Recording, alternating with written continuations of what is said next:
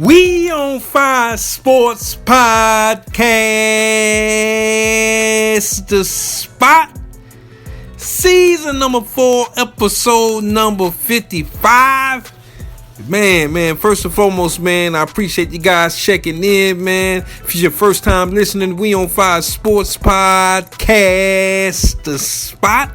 We provide hot fire takes and analysis across the sport landscape. And if you're an OG of the show, man, I appreciate the check-in once again. And boy, oh boy, this has been an exciting month of May, man, across the sporting landscape. Sad to see it end coming up this weekend, man, as we transition to the month of June next week. And things are heating up across the sporting landscape, especially when you're talking about late May or early June. Around the NBA landscape, we talking about the NBA Finals. And first and foremost, man, congratulations to the Oklahoma City Thunder for making the NBA Finals. Man, it's just a big time deal for that whole organization. It's just a situation of where SGA, Shai Gilgeous-Alexander, brought home the MVP award, well deserving. You know, a lot of people thought that, he should have won the award last season. And the Thunder, they was able to dispatch the Minnesota Timberwolves, man, in 5 games to move on to the NBA Finals. First NBA Finals appearance for them since, the James Harden, Kevin Durant, and Russell Westbrook days. Shout out to Scott Brooks, head coach of that ball club, and Sam Presti, the general manager of the Oklahoma City Thunder. He was there then, and he is here now. And there's been just a lot of talk about just the moves that he's made in his career over in Oklahoma City. I mean, this guy just spit out MVPs like no end. He's just a situation, as far as the general manager is concerned, you can't knock his eye for talent. I mean, he has an eye for talent and the ability to make deals. And I think that if the Oklahoma City Thunder go on and win an NBA championship this season, I think at minimum, man, they should send either a championship hat or a championship shirt to Mr. Kawhi Leonard out in Los Angeles with the Los Angeles Clippers. Because without him asking for Paul George, I'm not sure if this organization will be in the situation that they in, man, winning 68 games this season and moving on to the NBA Finals. So we're going to get into that, man, just the whole close out of that Minnesota and Oklahoma City series.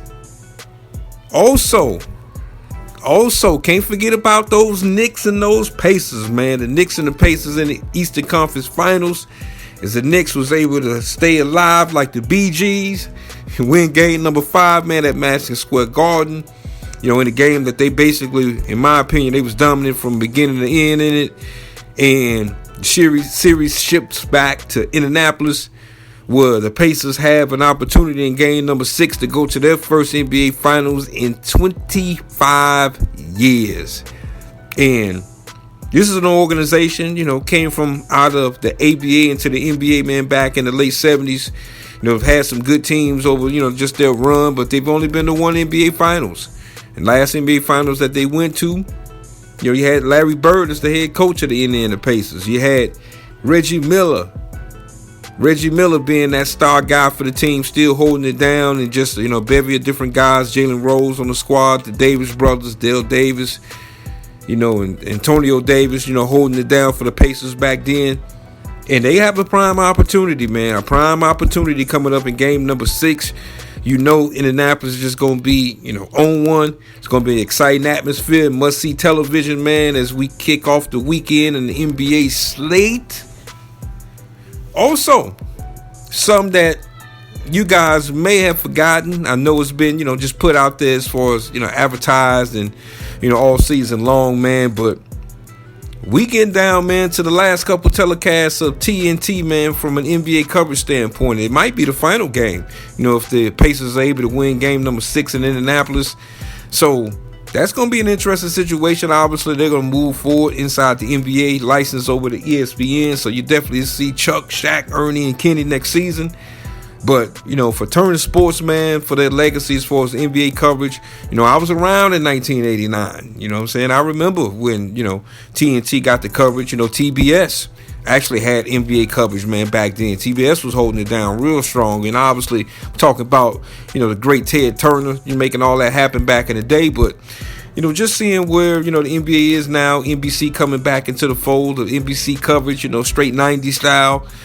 Just a heyday for my Chicago Bulls, man, doing NBC's run, man, covering the NBA. And so they're back into the fold. And so that's definitely something that, man, I was just thinking about, man, just watching, just saying, man, Turner, which the facility literally is about 20 minutes from where I'm, recording this podcast at currently. Drive past the facility and the campus all the time on the regular, man, down here in Atlanta. So, it's definitely something, man, it would be sad to see, man, just all the people that work for TNT that is on the basketball side of it. Those people probably may lose a job, not sure, man, but, it's just a real situation. Also, and this is more so kind of on the breaking news end, man, coming across the sports desk, man, is that it's been a long season, man, down in New Orleans for the New Orleans Pelicans. The team that missed the playoffs this season. Zion Williamson, as usual, being injured, not in the lineup. Same, rigmarole, man, for the New Orleans Pelicans, man, as Willie Green, head coach of the New Orleans Pelicans. Not sure, how long he may hold that fort down, man, with them just having an abysmal season this year. Traded Brandon Ingram. But breaking news came across the desk, man. Looks like Zion Williamson is being sued, man, for sexual assault. And I believe, actually, the word that we don't like, it's always, bad connotations when we hear this word, man, the word rape. And usually, man, on We on Fire Sports Podcast, The Spot, we try to stay away from things like this just a little bit. It just kind of just depends on the situation, man, because, it's two sides to a story. Obviously innocent before presuming guilty. And I'm not saying that, I believe Zion Williamson is, innocent. I don't know. But it appears from a young lady, man, he's had a relationship with since the age of 18 years old, just his four-way, at Duke University, on until maybe about a year or so ago is what I'm hearing. And Zion, man, first and foremost, just being injured. It's just been a whole situation. And OGs of the show, if you, go a few episodes back, also, too, man, made an appearance on the Weekly Dog Sports Betting Podcast with my man, Macko Scott and Eileen, Mr. Taylor Street. And I brought this up. I said, man, I think it's time for the New Orleans Pelicans to move on from Zion Williamson. And if I was the Chicago Bulls, I would have some interest in that. And I think that the Bulls may want to get, the Pelicans on the phone. But I'm not sure now, with these allegations coming down the pipeline, man, he's probably going to be radioactive for a minute. And like I said, I'm not saying that he's innocent or guilty because I don't know at all. You never really know in these situations unless you, just at ground level in the situation. But, the timing of this for Zion Williamson is definitely not good. Obviously, he's made his money. So, it's not like he's going to be, on the street corner somewhere. But as far as his reputation is concerned, this could be a death nail. Especially if this has got some truth to it. It can turn into a real situation for him. Beyond just, his relationship with the New Orleans Pelicans.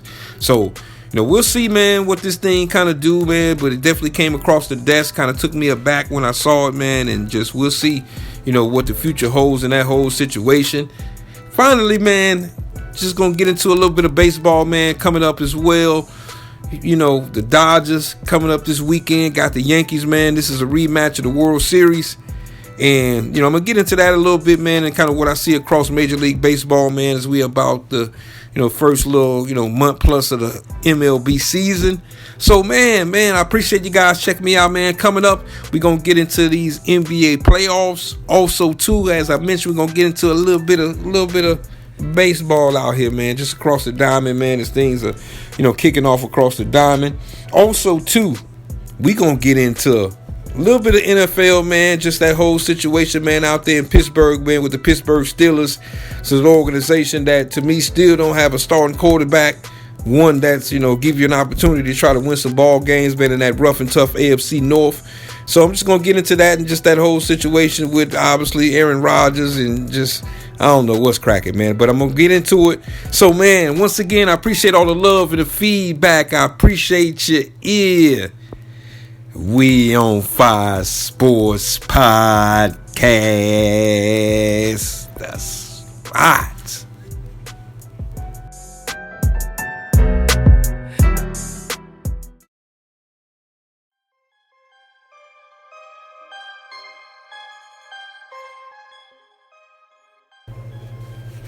Orange and blue skies for the New York Knicks, as the New York Knicks was able to stave off elimination, winning Game 5 against the Indiana Pacers 111-94. And Madison Square Garden was on one, man, as the New York Knicks was facing elimination coming into this game down 3-1. The Indiana Pacers, man, they jumped off the series obviously by winning the first 2 games up at Madison Square Garden. Changed the whole dynamic of the series. And I'm going to put it out there, man. I was a guy that, before all of this, before this series even began, I had the Indiana Pacers winning this series. And the New York Knicks, obviously they're a team that, Tom Thibodeau, Jalen Brunson holding it down. Just the whole vibe and the swag and just the great job that, Leon Rose, the general manager of the New York Knicks, have done this season with this ball club. Obviously bringing in Mikal Bridges over the summer as well. And a lot of people was critical just of the deal from a standpoint of just all those first round picks that they gave up to, to get Mikal Bridges. And he's been a little up and down. He was, wearing the Superman cape last series, but this series he's came down to earth just a little bit. And the Knicks was in a grudge match with the Indiana Pacers, because this is a team that reeks of confidence. This is a team that last season they made the Eastern Conference Finals. So, they've been here before. Now, they're not one of those sexy teams out there that, got a super duper star on it and just, in a market to where it's just, commercials 24/7 for their players. But, Rick Carlisle is a championship winning coach. Did it, with the Dallas Mavericks. Dirk Nowitzki, just, that whole ball club, man. Can't forget about my man Jet Terry on that team, knocking off the Miami Heat that year in the NBA Finals. So Rick has been there before. And, as I mentioned, this team coming into Game 5 was extremely confident. I knew coming in that this was going to be a game, for the Indiana Pacers. It's going to be the toughest game to win in the whole series. Obviously, it's a closeout game. 2, it's in New York. The Knicks, even though I got the Pacers winning this series, ain't no way in hell I thought the Pacers would come in this series and win 3 games in Madison Square Garden. And so, for me, the pressure really obviously was on the Knicks, and the Knicks came out, early in the game, showing what time it was. And shout out to Jalen Brunson, ended up with 32 points in this game. And, Karl Anthony Towns, showing up again, second consecutive game for Karl Anthony Towns. And I'm proud of you, Karl. I've been critical of Karl Anthony Towns, because I thought he's grown a little soft, just relegated jump shooter. And I'm like, bro, you're 6'11", fam. You get the ball on the block, man, and go down there and handle business, man. You'll be able to get the Knicks that offensive balance that they need to beat a team like the Indiana Pacers. Because if this tempo just keeps playing at, what I consider a Pacers type of tempo, then this series is going to be over. Now, Tyrese Halliburton, for him, man, it's probably his worst playoff game as a professional, man. Just 8 points, 2 for 7 from the field. Really wasn't looking for a shot all game long. And this is just a young guy still. Meaning that very talented young guy. I don't agree with him being a superstar. We got to hold fast on that, because, superstar is, that guy that when you get to Game 5 and Game 6 of a series, they putting up 35, 40 pieces. So he ain't that just yet. Now, I'm not saying he's never going to make it there. I don't believe so. I think that he's kind of properly slated where he's at. Just probably in what I consider the Tier 3 group of the NBA. But at the end of the day, the Knicks, like I said, they handled their business. I knew that at the end of the day, Game 5 was just going to be the toughest game for Indiana to win in this series. I thought the Knicks was going to be motivated coming into this game. And as I mentioned, man, Karl Anthony Towns, to me, the litmus test. Karl Anthony Towns is the reason whether either the Knicks are going to get back to the NBA Finals, or they're going to fall up short in the Eastern Conference Finals. And so I can't wait for this game on Saturday. Because this was a situation to where if the Pacers would have won this game, we would have been a whole week before the NBA Finals would have began. And don't nobody want that as a basketball fan, obviously. Adam Silver, the NBA office, they don't want to go out, a week out before the NBA Finals, especially, in that scenario where you got two teams, Oklahoma City and Indiana, great ball clubs, great fan bases. There's definitely no shot at that. But they're in smaller markets. Most NBA fans have never been to Oklahoma City. Most NBA fans probably never been in Indianapolis. And so, this is a thing that, to me, in game number 6, like I said, they got the weekend to themselves.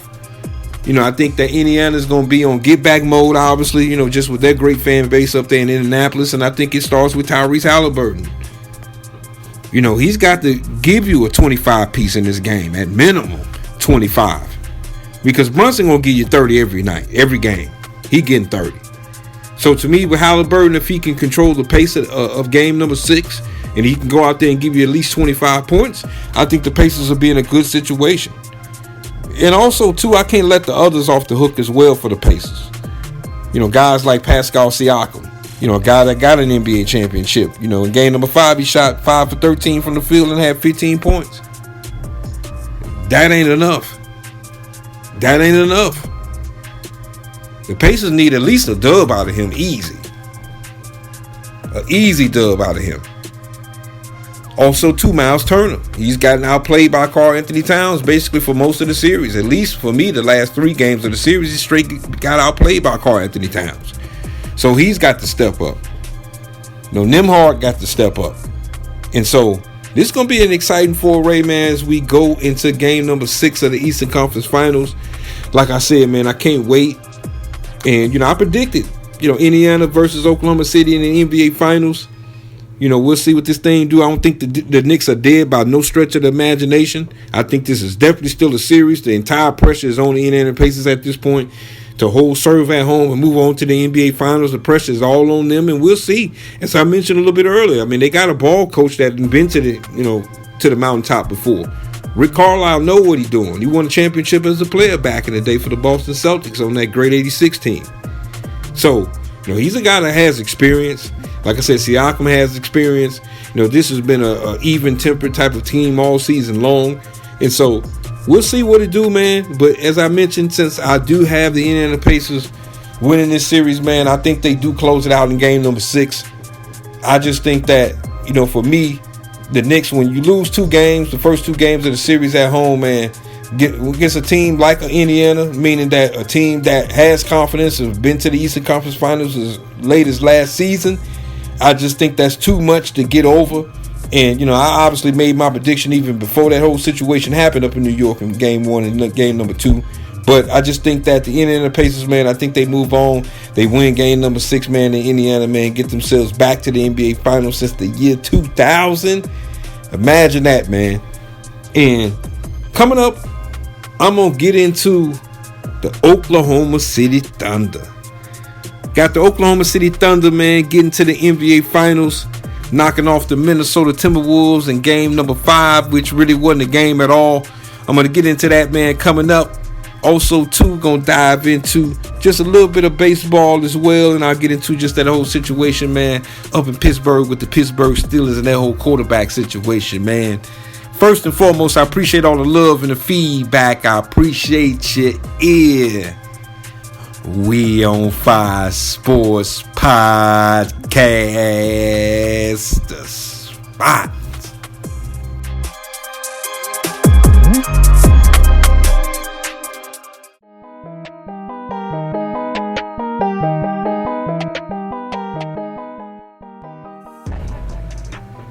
Before we get out of here, man, can't forget, man, to holler at your boy, man. Check me out on Facebook.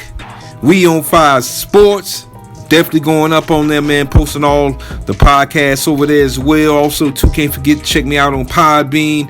Also, too, where all podcasts can be listened to.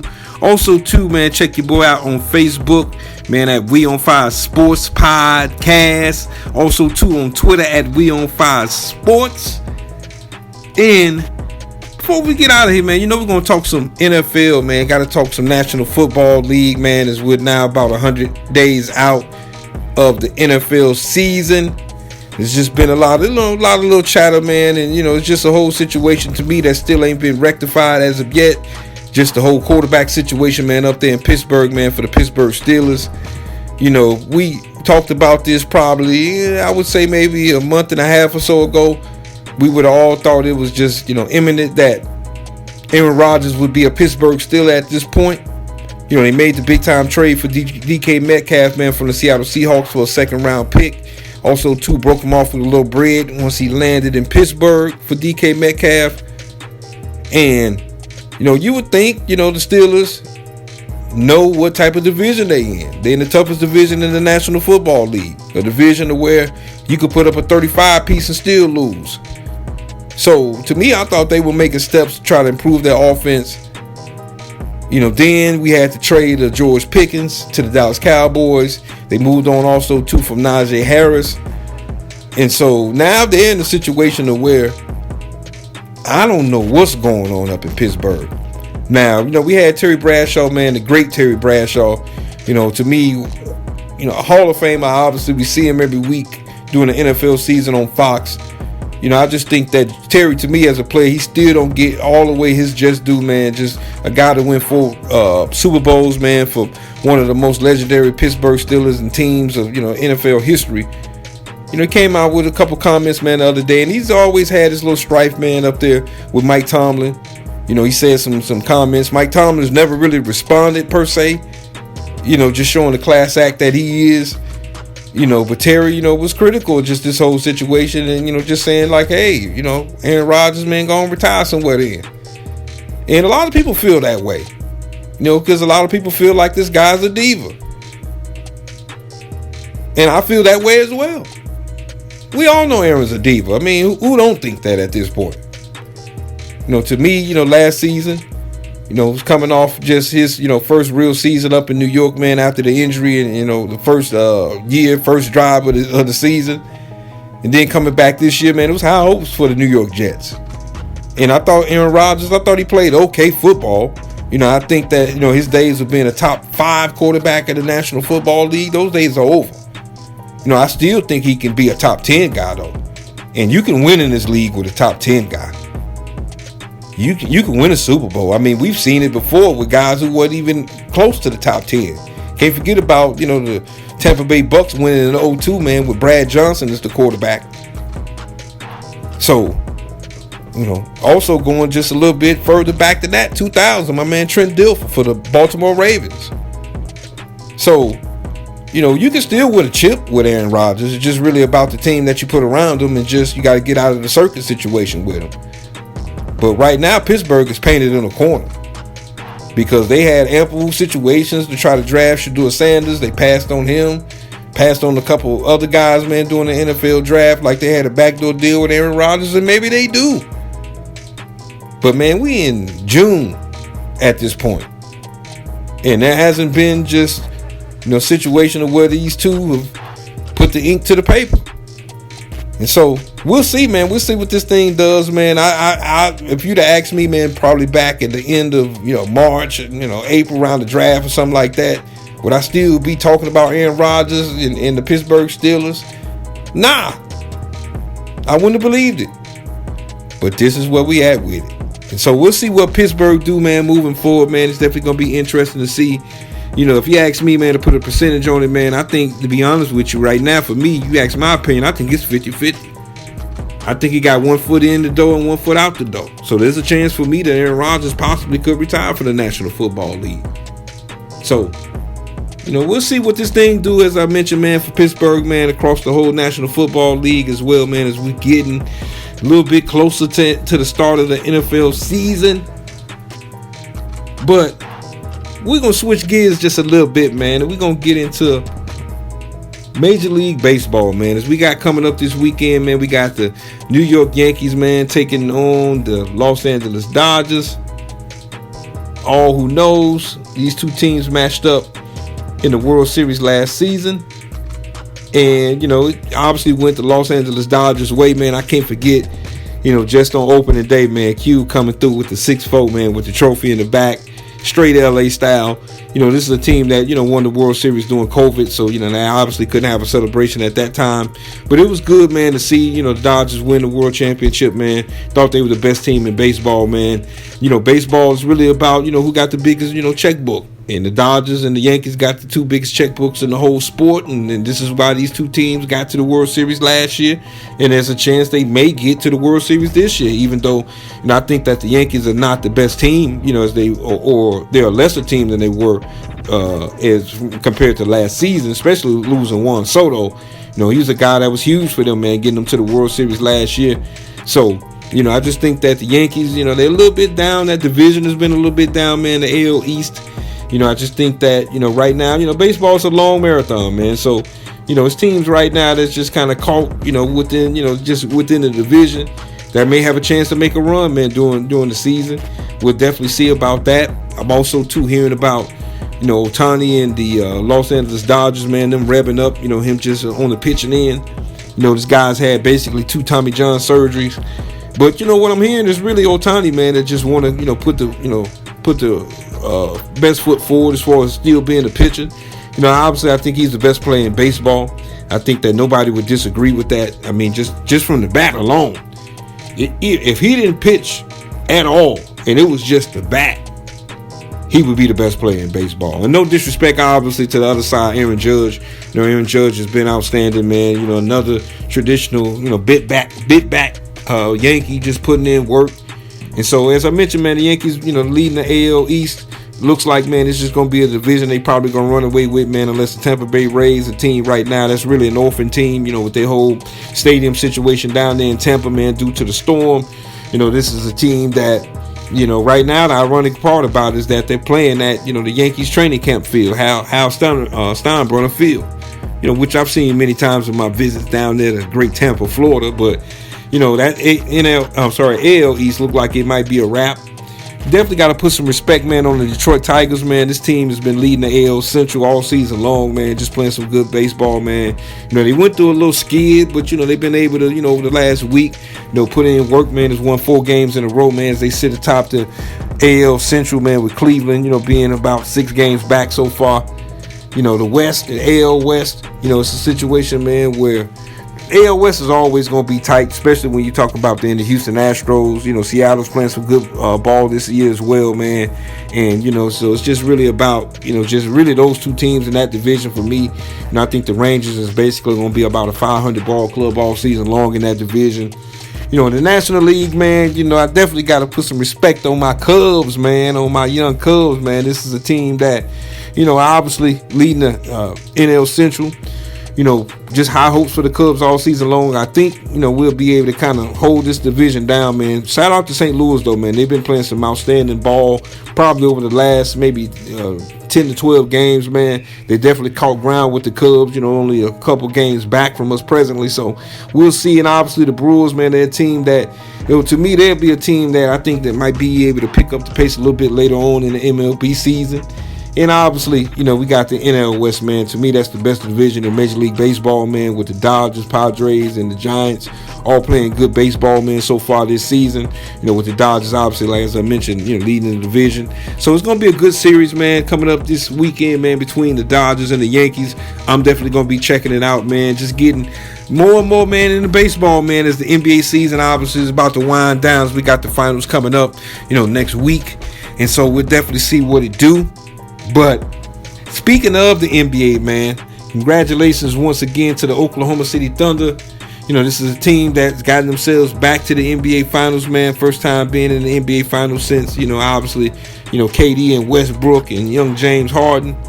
And this is a team that all season long, man, they had their doubters. They had their doubters, man. Contenders, pretenders. The West was stout. So for anybody, kicking the knowledge about, hey, put some respect on this team name, rightfully so. But when you got guys like Jokic, and Duncan, moving on to the Los Angeles Lakers from the Dallas Mavericks, obviously, and just the big juggernaut teams that you had the Clippers playing good ball coming into the playoffs. It wasn't a given that this team would come out of the West. It wasn't, up for grabs like that in my personal opinion. But even though I did respect this ball club, because to me, when you're the best defensive team in the league, just statistically in every category, as they say, man, defense travels. I thought that at the end of the day, it'd be a situation, man, for this team really to grow during this playoff span. And, to me, the growth was really getting rid of the Denver Nuggets in Game 7. to me, that was their coming of age moment, because Denver obviously won an NBA championship, less than 2 seasons ago, and Oklahoma City, man, just in that pressure cooker of a game number 7, even though it was in Oklahoma City, we didn't know it was going to crack in that game. And we saw probably in the first maybe 5 to 10 minutes of that ball game, it was all OKC. And so now, like I said, they move on to, the next forte, man, getting to the NBA Finals. Minnesota obviously losing in Game 5, man. It's just like they didn't even show up. And a lot of people have been critical of Anthony Edwards, just in the comments that he made as far as, when he lost. Just really about, hey, I'm not sad. This is not a sad time for me. This is exciting. And to me, it's just well spoken from a 23-year-old guy. We had Mike Conley up there as well, man. Mike Conley, know that hourglass, man, is just ticking down. And it's just a situation to where, for me, it's really maturity. And it's a situation to where, yeah, certain guys, the hourglass is ticking on, man. It's not a situation to where, you got 5-10 years at this thing like Anthony Edwards do. That ain't the case. And so, to me, I didn't, I was kind of right in the middle in the comments that Anthony Edwards said, man, just as far as, hey, he's not, he knows he got to get back to work. I mean, he wouldn't be in this situation as a player if he didn't put in the work and didn't give a damn. So, to me, I'm not going to go that far with it, because he's going to put in the work this summer. And for some guys, man, being like that is motivational, man. Everybody is not, Mamba mentality per se, or Jordan mentality per se, as far as just kind of like their personality and just kind of how they get down and what make them tick. So, I'm not going to kill Anthony Edwards on that, but I thought that the Minnesota Timberwolves as a team, and him being part of it and being that guy, him and Julius Randle, I thought they let go of the rope. And we saw this last year, man, when they got to the Western Conference Finals, man, and lost to the Dallas Mavericks, is that they straight ran out of gas. And Edwards is a guy that, over the last couple of seasons, he's ran out of gas. And I'm not sure if it's a fitness thing, which sometimes it is. Not, doubting him as an athlete, because, I've been watching Anthony Edwards, being, here in Georgia, since he was a teenager. So I know I ain't get down and know what type of athlete he is. But, sometimes, man, there's levels to this game. There's levels to this, as they would say. Meaning that, he just got to, ratchet up, his workout regimen, maybe, consult with a few guys on that tip. Get ready for lock and load in the next season for the Minnesota Timberwolves, because I think all can still be good with the Minnesota Timberwolves, man. I just think that, there's a reason we've had different NBA champions, man, with the last 7 years. Last team to repeat was the Golden State Warriors with, KD and company. So, we'll see what this thing do, man. But congratulations to them once again, man. It's just an outstanding feat to be able to get to the NBA Finals, speaking from the Oklahoma City Thunder perspective. And I think whoever wins and get out of the Eastern Conference, I think that Oklahoma City definitely will be, the team to beat and be favored in the NBA Finals, man. I got them winning the NBA championships, as, you guys may have heard, man, on my weekly Dog Sports Betting podcast appearance. Definitely you can check them boys out at 2300, Firebox 2300. Definitely on YouTube, getting it in, getting it cracking. But, man, that's it, man. I appreciate, man, you guys, man. I hope you guys have a great weekend, man. Lay back, relax, enjoy the whole sporting landscape. I know the kids got out of school, man, so I know a lot of, parents are just transitioning, getting them plans together and so forth, and seeing what it do. I got a youngin' running around on the same tip as well, man. So, no, I appreciate you guys. Appreciate you checking out the podcast. We on 5 Sports Podcast, The Spot, episode number 55.